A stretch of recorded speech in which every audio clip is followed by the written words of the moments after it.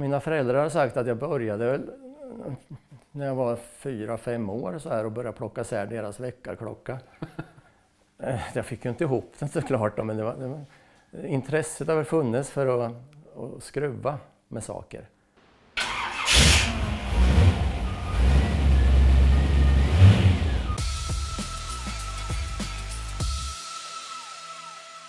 Hallå, hallå! Hallå, hallå! Hur är läget? Jo, men det är bra. Det är jättebra. Hör du, vad blåsigt idag? Jo, värst. Parasollet fick jag hämta en bit bakom ett uthus här uppe. Så, ja. Är det gul varning? Blåser storm? Ja, det ska gudarna veta. Löven har grannen nu. Vad behändigt! Ja, då behöver jag inte gå och kratta dem i alla fall. Idag ska vi titta på någonting konstigt. Eller väldigt vanligt, men konstigt är det ju. Ja, det kan man säga. Jag har en bil som tillverkades i Tyskland för länge sedan som inte blev riktigt färdigutvecklad tyckte jag, så jag har utvecklat den vidare. Jag har tagit en gammal original VW-bil från 1956. Lyft bort karossen, byggt en egen ram. Satt en motor fram, för jag tyckte de hade satt motorn i fel ände. Och sen, ja, det är lite mer lullull så. Och när började du med det här då? Ja, det var väldigt länge sedan. Det var 1986 tror jag det var. Oj! Det var då på den tiden man var ung och hade galna idéer. Det var jag och en kompis. Vi satt en kväll och diskuterade hur, ja, vi ville bygga någon rolig bil och ha ute. Vi hade funderat på att bygga typ Hot Rod AC Cobra, men vi hade för lite slantar så vi hade inte råd att köpa sådana glasfiberbyggsatser. Så ja, men vi tänker vi tar och försöker hitta på något annat. Och någonting, en sliper då för att knäcka de här Saab Turbo skrytmonsarna då. Så då tänkte vi, vad ska vi ha för bil? En riktig sliper? Ja, men den ska se slö och tråkig ut och sådär. Ja, men folkvagn, den är ju både slö och ser jävligt tråkig ut. Ursäkta alla ni som tycker om folkvagn då, men jag tyckte inte om formen på den då. Men jag har vant mig nu. Men då byggde vi på det, så då köpte vi en gammal folkvagn från 71 och började mäta på och lite så. När vi i alla fall hade bestämt att det skulle bli folkvagn, då kom vi att tänka på, ja men vi ska ha framvagn på den och bakvagn. Och ja, framvagn, och då gick vi ut och mätte på mina föräldrars Volvo 142. Vad det var för spårvidd på den. Och så, det var en vinterkväll där vi gick runt med måttband ute där vi bodde i det samhället, och så hittade vi en folkvagn och så mätte vi spårvidd på den. Och såg att det här skiljer inte så mycket. Det här går nog att fixa. Så då hade vi löst det med framvagn. Så, och sen bakvagn, ja men det var ju alla som byggde Hot Rod på den där tiden. Det såg man ju Bilsport och alla de där. Ja, men det var ju Jaguar på den tiden. Ja, men då var det att leta efter en Jaguar bakvagn. Och då hittade man det. Och så kom man hem med den och såg att ja, men den spårvidden, den är ju inte alls bra till den här bilen. Så då fick man ta och korta drivaxlar och länkarmar. Jag tror en decimeter per sida ungefär för att få in bakhjulen innanför skärmarna. Då.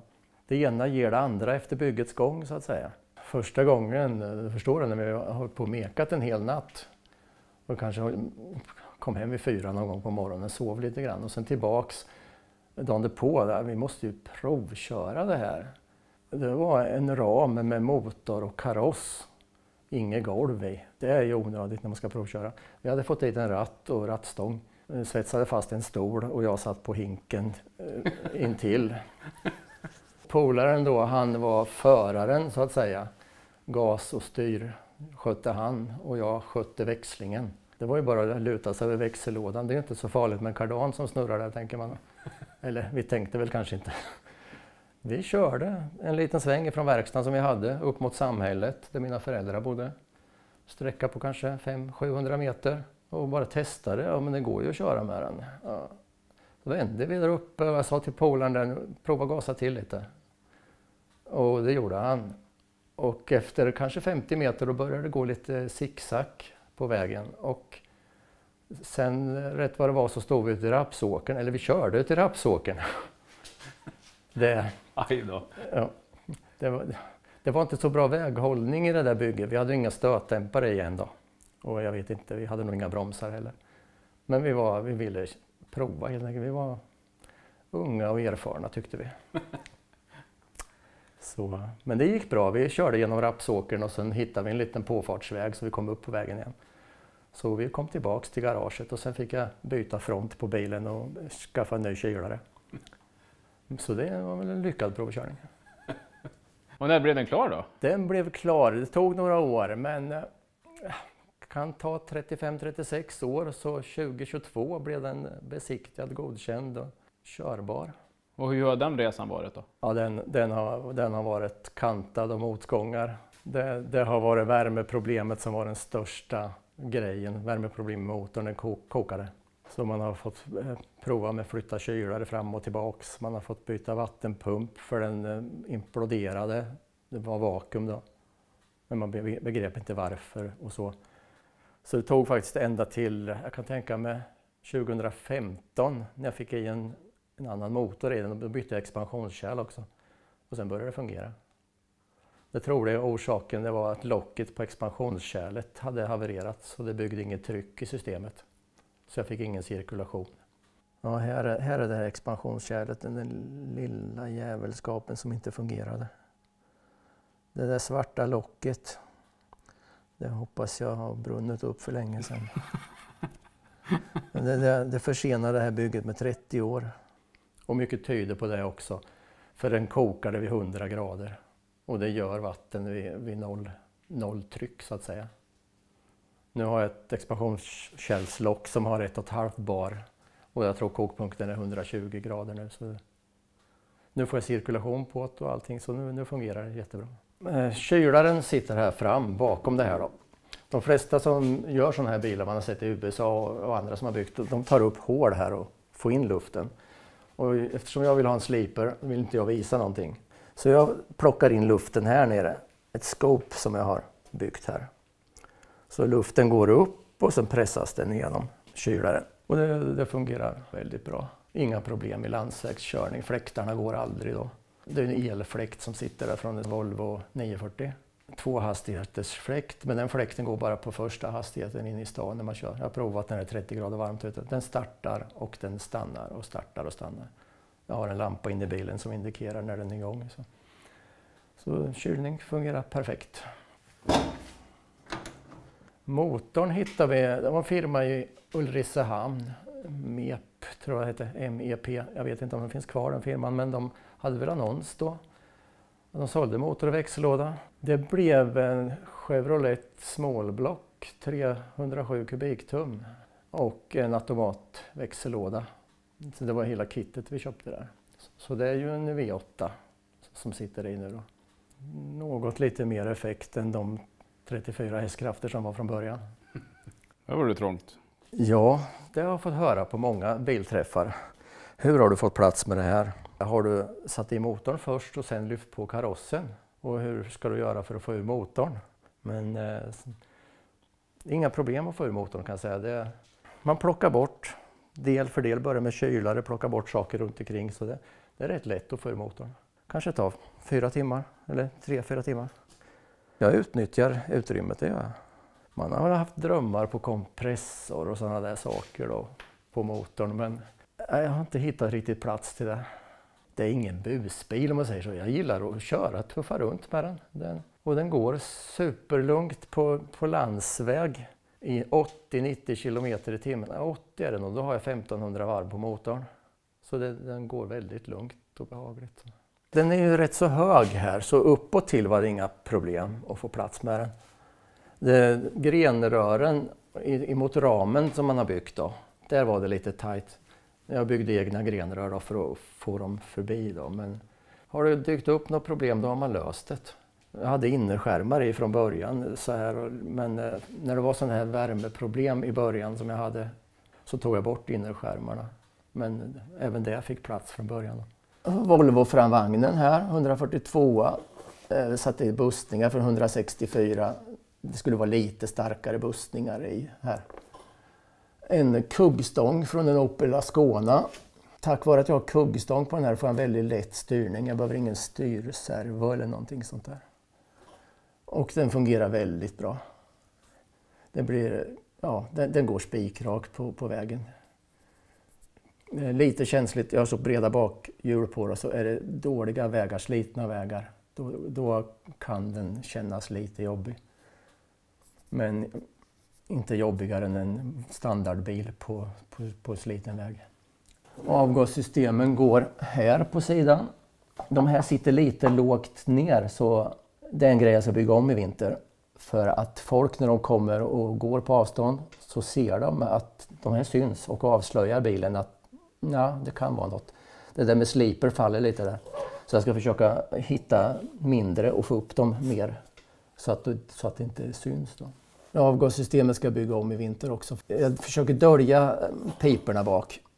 Så att när vi var ner rutorna och kör på sommaren så suger det in avgaser genom kofferten och in så här. Ja, utblåsen är lite dolda under bakhand på bilen. Så jag ska försöka klura ut hur jag ska göra det. Fick ju bygga ett nytt golv här. Ny torpedvägg. Tillbakaflyttad då. Elsystemet ligger bakom mycket här då. Och säkringar och så ligger bakom en plåt här nere.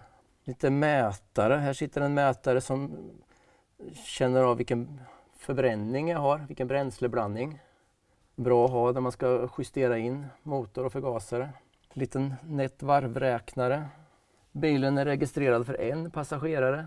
Jag byggde ett baksäte men tyvärr var det för kort avstånd mellan där du sitter och mellan taket, det avståndet. Det finns vissa regler där och är det för kort avstånd kan man inte få godkänt för baksätespassagerare. Ja, växellådan är en 204R växellåda, en GM-låda. Fyrväxlad lock-up på turbinen som gör att jag får behagligt motorvarv så när jag ligger och kör landsvägskörning. En jättetrevlig låda. Och den har samma storlek som en treväxlad automatlåda. Så den passar bara att ta bort den treväxlade lådan, sätta i den fyrväxlade lådan. Blinkers finns ju krav på nybyggda bilar och även amatörbyggda bilar. Ska godkända e-märkta blinkers fram, bak och på sida. Så jag har fällt in en liten LED-blinkers där. Lyser riktigt ilsket när man använder den. Och så byggde jag om, pilar är det ju på den här, det är original på årsmodell 1956. Så pilarna lyser normalt med konstant sken. Men det byggde jag om då så de blinkar. Så jag fick dra en extra ledning dit upp, annars hade pilen gått så här liksom.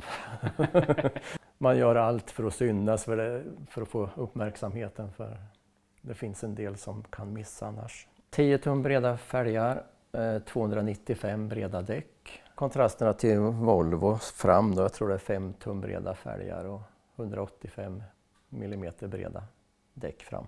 Centerline bak, Volvo fälgar fram.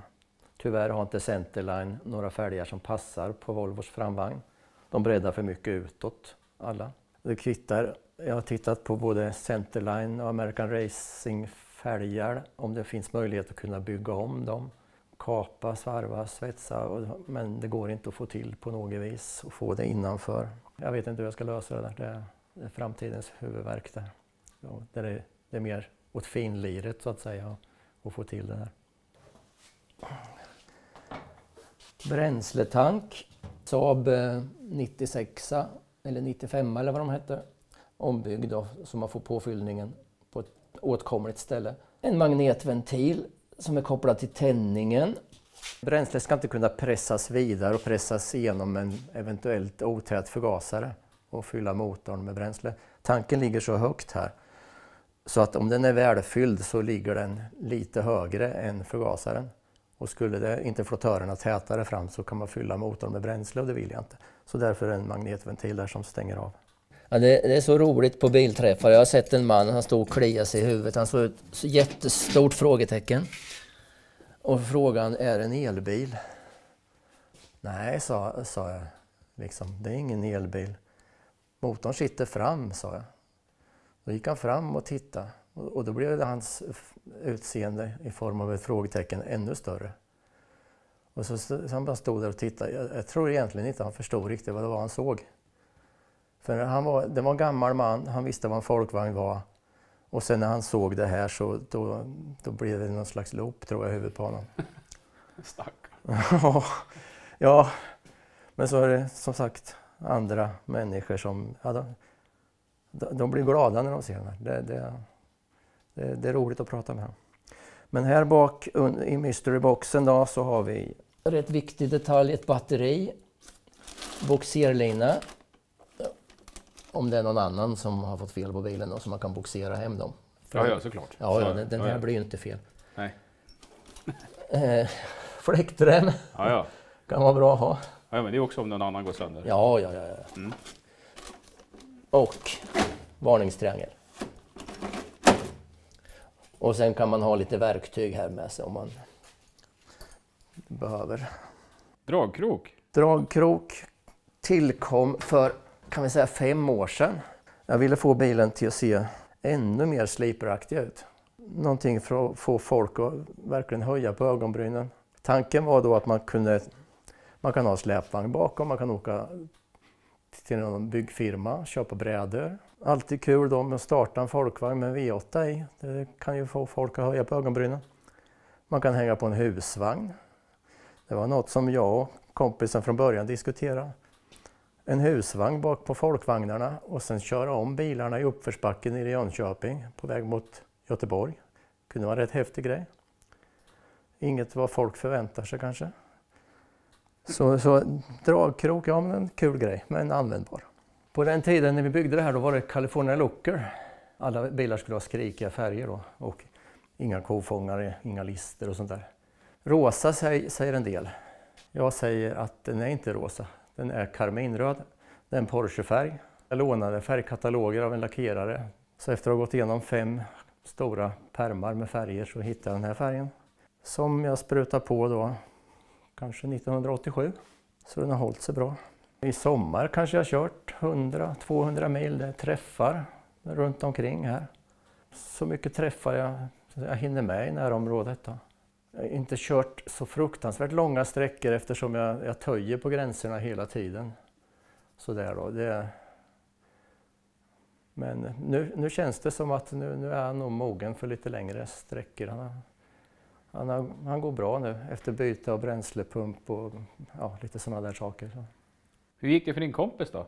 För min kompis, hans bil, den fungerar bra sen när han fick ihop den.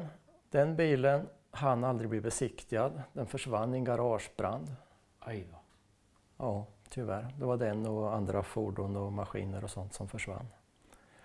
Så det är väldigt synd för den bilen var fin. En årsmodell 51 med soltak. Och det är sorgligt.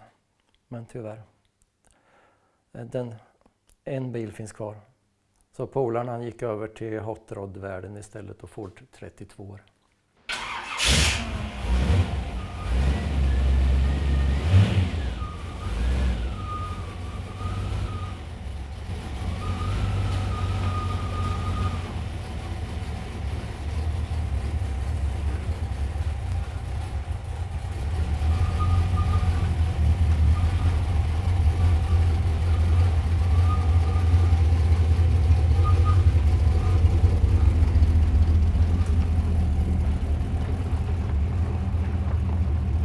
Det var inte så trångt där inne som jag trodde det skulle vara.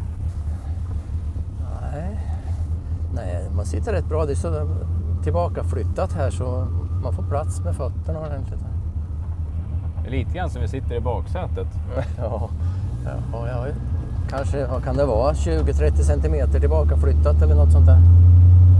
När man har huvudet i den här positionen som jag sitter nu, då är det tyst och behagligt.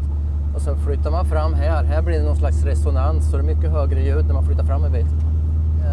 Nu när man har fått bilen färdig, kommer ut på bilträffar, utställningar och så här, då kommer verkligen belöningen för alla timmar i garaget. Allt positivt man får höra. Det finns väl folk som kanske tänker negativt att jag borde ha gjort det och det, men de säger inget till mig och det är jag glad för. Men mycket positivt får jag höra. Så det är roligt.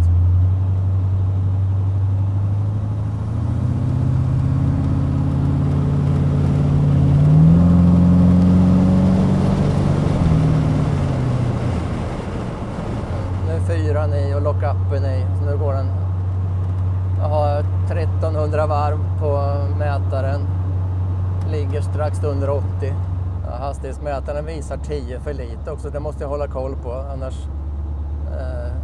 kan det gå för fort. Det går som en vanlig personbil. Den är helt skön. Det var roligt när jag var på Mantorp förra helgen och åkte hem på motorvägen. Och då körde jag lite långsammare på hemvägen så bilar kunde köra om mig. Det var roligt att se deras miner då. De var väldigt glada och de pekade. Och, ja, de gillade väl det de såg antagligen. Eller om det var jag som såg roligt på något sätt. Drömmen är att kunna ta en husvagn och hänga på bakom och sen åka på bilträffar. Och kunna övernatta. Kanske åka på Hot Rod Reunion och ha med sig en husvagn. Och ja, kunna sova över där då. Hörru, vilken härlig bil. Ja, men tack ska du ha. Tack ska du ha. Uppfyller alla mina krav och förväntningar. Visst, allt kan bli bättre, men för att vara första bil jag byggt så är jag väldigt nöjd.